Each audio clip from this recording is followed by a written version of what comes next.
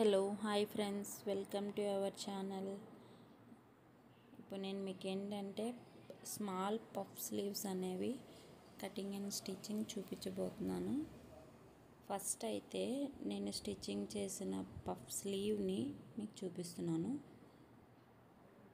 నా channel first time చూసినట్లయితే please subscribe my channel, like and share and comment.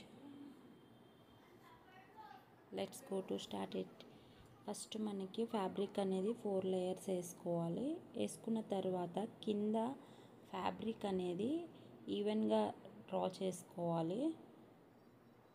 First మనకి hand length తీసుకోవాలి. Length వచ్చేసి 10 inches.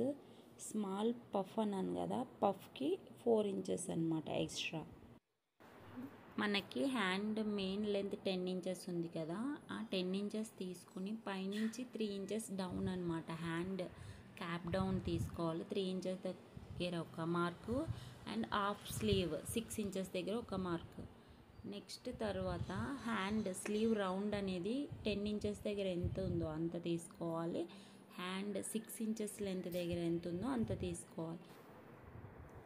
Cap down 3 inches దగ్గర కూడా బైసెప్ రౌండ్ బై 2 ఒక మార్కింగ్ చేసుకోవాలన్నమాట. ఇప్పుడు బైసెప్ రౌండ్ దగ్గర 3 ఇంచెస్ దగ్గర మార్కింగ్ తీసుకున్నాం కదా, అక్కడికి స్లీవ్ డౌన్ అనేది డ్రా చేసుకోవాలి. ఇప్పుడు ఈ 3 డాట్స్ని కలిపి స్ట్రైట్గా ఒక లైన్ గీసుకోవాలన్నమాట, అంతే. నెక్స్ట్ 2 ఇంచెస్ సీమ్ అంటే ఎక్స్ట్రా ఖర్చు ఎంత తీసుకోవాలనుకుంటున్నామో అంత డ్రా చేసుకోవాలి. మనకి హ్యాండ్ మార్కింగ్ దగ్గర ఏంటంటే ట్రేసింగ్ వీల్తో ట్రేస్ చేసుకుంటే స్టిచ్చింగ్ చేసుకునేటప్పుడు మళ్ళీ మెజర్ చేసుకోవాల్సిన అవసరం ఉండదన్నమాట. ట్రేసింగ్ వీల్తో ట్రేస్ చేసుకున్నాను. ఇప్పుడు నెక్స్ట్ వచ్చేసి బైసెప్ రౌండ్ ఎంత ఉంది, 7 ఇంచెస్. 7/2 అంటే 3.5. 3.5 దగ్గర ఒక మార్కింగ్ చేసుకోవాలి. అలానే పైన 4 ఇంచెస్ ఎక్స్ట్రా తీసుకున్నాం కదా, అక్కడి వరకు కూడా ఆ 3.5 దగ్గర లైన్ డ్రా చేసుకోవాలన్నమాట స్ట్రైట్గా.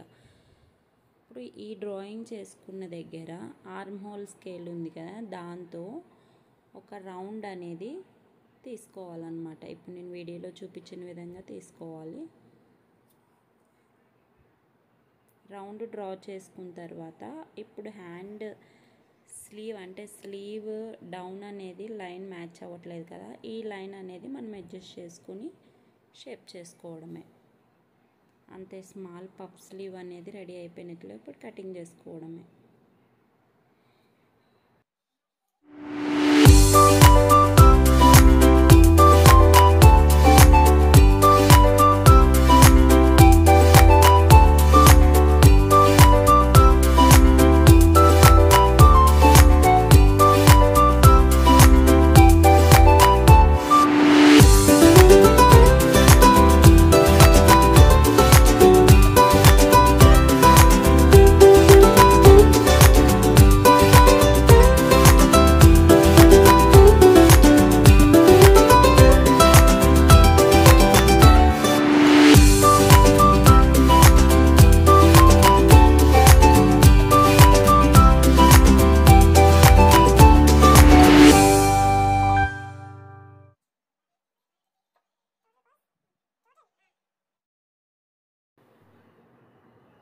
స్లీవ్ స్టిచ్చింగ్ అనేది స్టార్ట్ చేస్తున్నా. First main fabric lining attach చేసుకోవాలన్నమాట.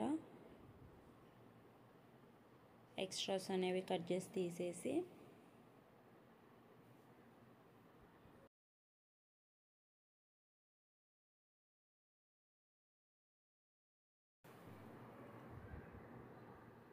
Lining fabric and main fabric join చేసుకున్న తర్వాత మనం ఇప్పుడు స్లీవ్కి కింది వైపు వచ్చేసి పైపింగ్ వేయడం కోసం క్లాత్ అనేది ఫ్యాబ్రిక్ని నేను క్రాస్ పీస్ కట్ చేసుకుంటున్నాను. కట్ చేసిన తర్వాత ఈ 2 పీసెస్ జాయిన్ చేసుకోవాలి.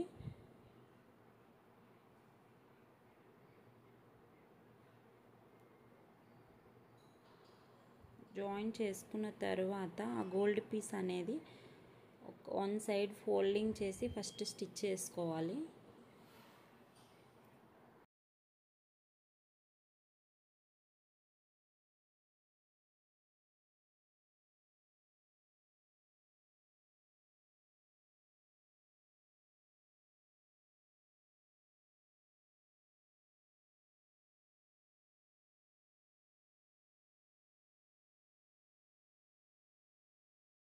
వన్ సైడ్ ఫోల్డ్ చేసి స్టిచ్చింగ్ చేసుకున్న తర్వాత ఏంటంటే హ్యాండ్కి కింది వైపు ఒక ½ ఇంచ్ ఉండేటట్లు జాయిన్ చేసుకోవాలన్నమాట. నేనైతే పైపింగ్ ఇలానే వేసుకుంటా. జస్ట్ నార్మల్గా పైన ఫ్యాబ్రిక్ పెట్టి స్టిచ్ చేసేసి మళ్ళీ థ్రెడ్ అనేది పైపింగ్ థ్రెడ్ అనేది పెట్టి ఫోల్డ్ చేసి స్టిచ్చింగ్ చేసేయడమే.